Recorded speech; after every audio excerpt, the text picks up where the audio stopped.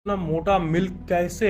तो इसको actually enhancement कहते हैं। और जब तक प्रचार यानी एड में थोड़ा सा इन्हेंस करके दिखाया ना जाए, ऑफ कोर्स एक लेवल तक, जिसके बाद ये मिसलीडिंग हो जाता है, बट एक हद तक सारे एडवर्टाइजमेंट ही थोड़े इनहेंस्ड होते हैं, जो कि लीगली एक्सेप्टेबल है। तो लोग दूध को मोटा करने के लिए एक्चुअली में पेंट का इस्तेमाल करते हैं, व्हाइट पेंट, थिनर, इन चीजों को मिला के ऐसे मिक्सचर बनाते हैं और दिखाते हैं उसको दूध की तरह। कोई कोई लोग फेविकॉल का भी इस्तेमाल कर लेते हैं उसको और मोटापन और गाढ़ापन देने के लिए। तो टेलीविजन कमर्शियल्स में इन्हेंसमेंट बहुत यूज किया जाता है, बहुत ज्यादा। इसलिए आप टीवी में एड में दिखाए गए चीजों को रियल लाइफ में जब देखते हो तो फीका लगता है आपको, चाहे वो कोई भी चीज हो। फैक्ट नंबर 4, प्लास्टिक बैन हो गया है तो आपको पता ही होगा। प्लास्टिक का एफिशिएंटली कैसे इस्तेमाल करें, इसके तरीकों को भी जानना बहुत इंपॉर्टेंट है। यहाँ पे मैं आपको दिखा रहा हूँ एक केन्या के एक वुमेन के बारे में, जो कि एक ऐसे ब्रिक को बनाई है जो कि प्लास्टिक वेस्ट से बना गया है। प्लास्टिक वेस्ट जो कि डिकम्पोज होने में हजारों साल लगते हैं, उसका इस्तेमाल करके कुछ प्रोडक्टिव चीज बना दिया जाए तो यूज भी हो जाएगा और ऐसे कचड़े की तरफ पड़ा भी नहीं रहेगा जो कि बस पड़ा हुआ है। तो उसने ऐसे ब्रिक को बनाया है जो कि स्ट्रीट्स में लगाया भी जा सकता है, और इनको young champion of the earth 2020 का अवार्ड भी मिला है। जैम्बी मेट इनका नाम है और ये 29 साल की एक मटेरियल इंजीनियर है, और प्लास्टिक वेस्ट से बने इन ब्रिक्स को एक्चुअल में यूज भी किया जा रहा है। और सबसे अमेजिंग बात, ये जो ब्रिक्स है ये कंक्रीट के ब्रिक्स से भी ज्यादा सह सकते हैं, उनसे ज्यादा स्ट्रांग है। एंड ये बात ऑफिशियल मीडिया आर्टिकल्स में भी इन्होंने अनाउंस किया था, जैसा कि आप अपने स्क्रीन पे देख रहे हो। फैक्ट नंबर 3, जब भी किसी शेफ को आप देखोगे तो उनके टोपी पे नजर डालना, टोपी में फोल्ड्स रहते हैं ऐसे टाइप के। तो जो शेफ के जो यूजुअल फोल्ड का काउंट होता है वो 100 होता है, 100 बार फोल्डेड रहता है शेफ का टोपी। तो ये एक्चुअली में ऐसा माना गया है कि ये 100 तरीकों को रिप्रेजेंट करता है, जिन 100 तरीकों से वो एक अंडे को बना सकते हैं। Means the 100 folds in a chef's topi represents 100 ways to cook an egg. एक एग को बनाने के 100 तरीके मालूम होते हैं एक शेफ को, और इसलिए वो एक ऐसा टोपी पहनता है जिसमें 100 फोल्ड।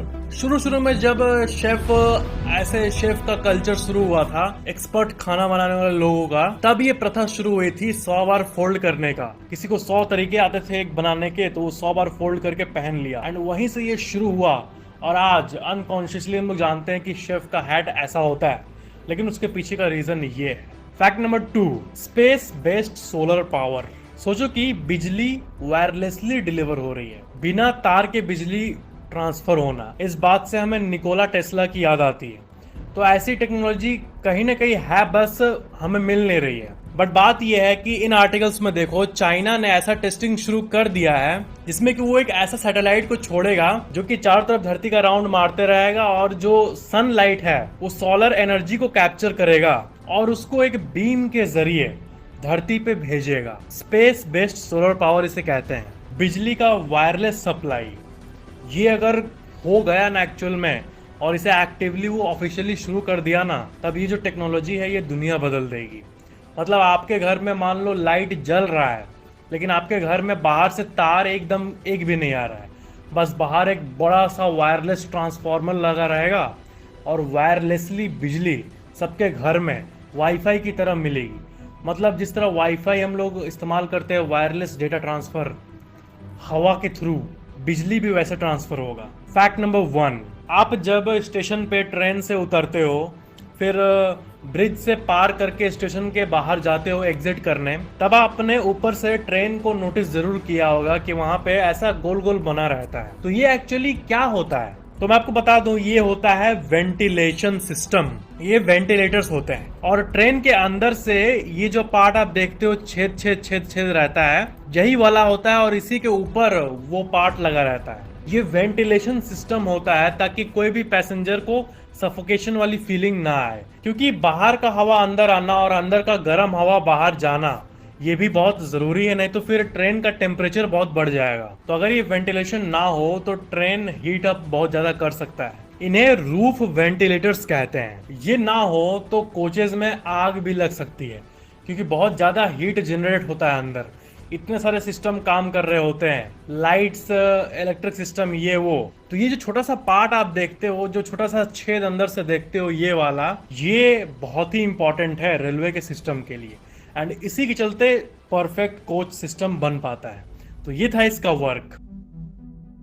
आपको ये फैक्ट पता है ना कि हमारा ब्रेन का जो है नेगेटिव बायस होता है, जिसके चलते हम नेगेटिव चीजों पर ज्यादा फोकस करते हैं अपने आप को सिक्योर रखने के लिए। तो आपको पता है एक नेगेटिव थॉट को हटाने के लिए 5 पॉजिटिव चीजों की जरूरत पड़ती है। मतलब कोई चीज आपको, कोई टेंशन या फिर कोई नेगेटिव बात जब आपको घेर लेती है, तो उससे निकलने के लिए आपको 5 पॉजिटिव बातों का सहारा लेना होता है, तभी वो ओवरवेट कर पाती है उसको। मतलब नेगेटिव चीज इतना ज्यादा प्रभाव करती है हमारे ब्रेन को। इसमें अच्छी बात यह है कि नेगेटिव चीज के बारे में अवेयर होने से हम ज्यादा कॉशियस होके काम तो करते हैं कि हाँ ये हुआ तो क्या होगा, नेगेटिव चीज को लिस्ट करके तब अपना काम करना शुरू करते हैं और बैकअप प्लान लेके चलते हैं, सब कुछ इंटेलिजेंट तरीके से नेगेटिव चीजों के लिए, ताकि हम सतर्क रह पाए। लेकिन इसका खराब पॉइंट यही है कि ये बहुत स्ट्रेसफुल हो जाता है हमारे लिए, पीसफुल जिंदगी नहीं हो पाती है। बट जो है वो है, ब्रेन जैसा है वो है, ये दुनिया जैसी है वो है, जो है वो है। बस ऐसी और इंटरेस्टिंग फैक्ट है उसमें काम करे हुए मार्लोन ब्रांडो, ये जो एक्टर है, इनके बारे में एक अमेजिंग फैक्ट ये है कि देखो, एक्टर फेमस होने के बाद उनका ऑटोग्राफ का भी वैल्यू होता है। तो ये भी कहीं कहीं अपना चेक देते होंगे अपने अपने पर्सनल काम के लिए, of course day to day life में। तो अगर मान लो ये कोई टीवी खरीदे अपने पर्सनल यूज के लिए, एक चेक दिए दुकानदार को, तो बात यह है ना कि जिस दुकान में वो टीवी खरीदते थे, चेक देते थे अपने साइन करके, वो दुकानदार उस चेक को कभी कैश आउट करता ही नहीं था। उनके टीवी के लिए दुकानदार खुद पैसे देता था। क्यों? क्योंकि उनका जो चेक है उसमें जो उनका साइन है ना, उसका वैल्यू उस टीवी के वैल्यू से ज्यादा था। सोचो इस लेवल के फेम और मतलब ऐसे लेवल पे पहुंचने के लिए वो कितने ग्रेट एक्टर थे, इससे पता चलता है। तो उनके बहुत सारे पर्सनल चेक्स को कभी चेकआउट किया ही नहीं गया। और कुछ सालों बाद, 20-25 साल बाद, वो ओरिजिनल चेक जिसमें खुद उन्होंने अपने हाथ से साइन किया है, वो सब करोड़ों में बिका। वो एक ऐसे लेवल पे थे ना कि वो किसी भी अमाउंट से ऊपर थे, वो पैसे से भी बियॉन्ड थे। उनके अंदर का आर्ट ऐसा था। सही में बहुत ग्रेट एग्जाम्पल है ये। फैक्ट नंबर 9, एक मशीन है जिसको कहते हैं कायरानो सेंट मशीन, और ये एक डिजिटल स्पीकर है। बट फर्क ये है कि इस स्पीकर जैसे दिखने वाले डिवाइस से आवाज नहीं बल्कि सुगंध, स्मेल निकलता है। और क्या स्मेल निकालना है, इसको आप ऐप के जरिए कंट्रोल कर सकते हो। अब ये काम कैसे करता है, इसमें बहुत सारे अंदर में केमिकल्स मौजूद है, और आप जैसे मान लो ऐप में पाइनएप्पल पे क्लिक किए तो उसके अंदर से पाइनएप्पल का स्मेल आने लगेगा। बीच क्लिक किए तो समुद्र के बगल से जैसा स्मेल आता है, रेतीला टाइप का वाइब, वैसा आने लगेगा। चपाती पे क्लिक किए तो जब रोटी बनता है किचन में, तब जैसा स्मेल होता है वो क्रिएट कर देगा केमिकल्स के मदद से। एंड इसी टेक्नोलॉजी को 8D, 12D, 16D मूवीज में यूज किया जाता है। क्या कि 4DX ये सब तो है, आपको सिनेमा, आप अगर 4DX मूवी देखे होगे तो आपको पता होगा कि हॉल में जब आप बैठते हो तो चेयर हिलता है इस सीन के हिसाब से, हवा भी चलता है, रियल स्मोक भी आता है, लेकिन स्मेल नहीं आता है। अब जैसे किसी किचन का सीन दिखा रहा है तो हमें पूरा किचन का स्मेल आना चाहिए ना, तब ना रियलिस्टिक एक्सपीरियंस होगा। तो अब वर्ल्ड इस पे धीरे धीरे बढ़ रही है, अब ये प्रोबेबली होने वाला है। फैक्ट नंबर 8, मिस्टीरियस क्रीचर्स की हम बात बहुत करते हैं। जो रात में जुगनू होते हैं, उनको आपने देखा ही होगा, उनके अंदर लाइट होता है। तो आपको पता है जुगनू का एक ऐसा प्रजाति पाया गया है, और पहाड़ों में एक ऐसा प्रजाति है जुगनू का, पता नहीं कि वो कैसे कम्युनिकेट करते हैं आपस में, बट वो एक साथ सारे जुगनू मिलके एक पैटर्न बनाते हैं। जैसे मान लो जुगनू ऐसे करके लाइंड अप है, तो यहाँ का जुगनू पहले जलेगा, फिर बंद हो जाएगा, फिर जलेगा, बंद हो जाएगा। तो दूर से देखोगे तो आपको एस टाइप का जलता बुझता ऐसा आपको दिखेगा। मतलब जुगनू किसी अजीब तरह से आपस में एक दूसरे से कम्युनिकेट करते हैं, अपने फ्लैशिंग पैटर्न को सिंक्रोनाइज करते हैं किसी अजीब तरह से। यूएसए के ग्रेट स्मोकी माउंटेन्स में स्पेशली ऐसे जुगनू का पता चला है। सिंक्रोनस फायरफ्लाइज कहते हैं इन्हें। एंड आप इसके बारे में डेटा देख सकते हो कि ये ज्यादातर वहीं great smoky mountains national park में पाया जाता है। फैक्ट नंबर 7, आपको ये बात पता है कि जो मकड़े अपना जाल बुनते हैं, उसी जाल को वो खाते भी हैं। जी हाँ, जो मकड़े होते हैं वो खुद अपने ही जाल को खाते हैं, भले आपको सुनने में अजीब लगे, और जाल उनका पचता भी है पेट में और उससे एनर्जी भी मिलती है उनको। मतलब जाल को बुनना, एनर्जी के समय जाल को वापस खाना, पचाना और एनर्जी पाना, ये सब मकड़ों के लिए बिल्कुल आम बात है। फैक्ट नंबर 6, मकड़ों के बारे में एक फैक्ट है कि अगर किसी मकड़े को कैफीन दे दिया जाए,